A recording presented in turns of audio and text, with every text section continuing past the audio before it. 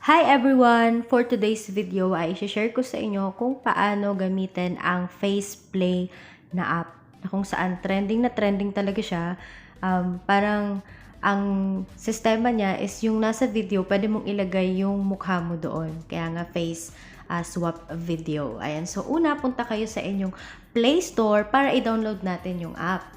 Ayan. So once na napunta ka na sa Play Store, i-search mo yung FacePlay or Face Swap Video. Since ako, na-download ko na siya, i-click ko na lamang po yung open.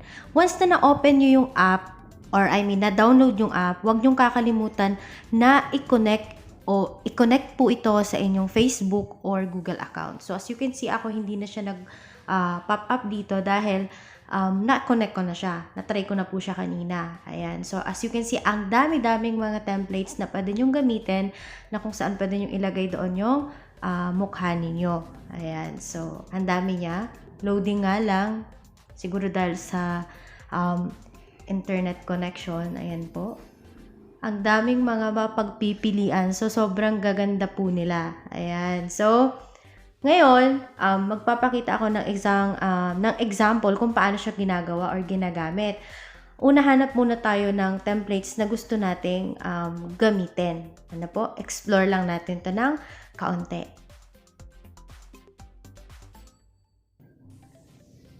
Ayan, ito na yung napili ko. Ayan, so gagamitin natin yung picture ng boyfriend ko since gusto niyang itry na gamitin yung face niya dito. Ayan, so pwede kayong gumamit ng camera or galing sa album sa cellphone ninyo. Ayan, so as you can see, meron na ditong tatlong pictures. So click nyo na lang yung gusto nyong gamitin. Since ako gusto kong gamitin yung kay boyfriend, ayan, so click natin.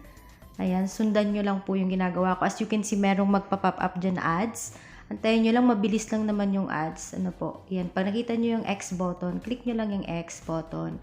And then, antayin nyo na lang na ma-process siya. Ayan. Ganyan po siya kabilis. Ano po, hindi to times 2 or ano.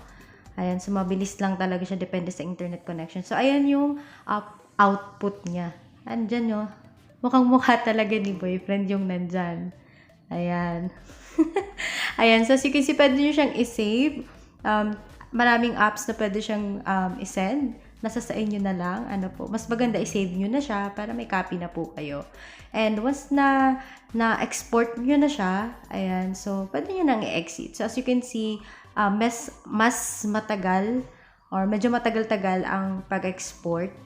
Na po. Yun yung napapansin ko kasi nakapag-try na po ako kanina, mga 3 videos bago ko ginawan to ng tutorial. Kasi gusto ko munang itry kung talagang maganda siya. Ano po. So, super sulit. Ayan. So, once na export mo na, pwede mo nang i-exit. So, pwede ka nang mag-try ng iba pang mga template.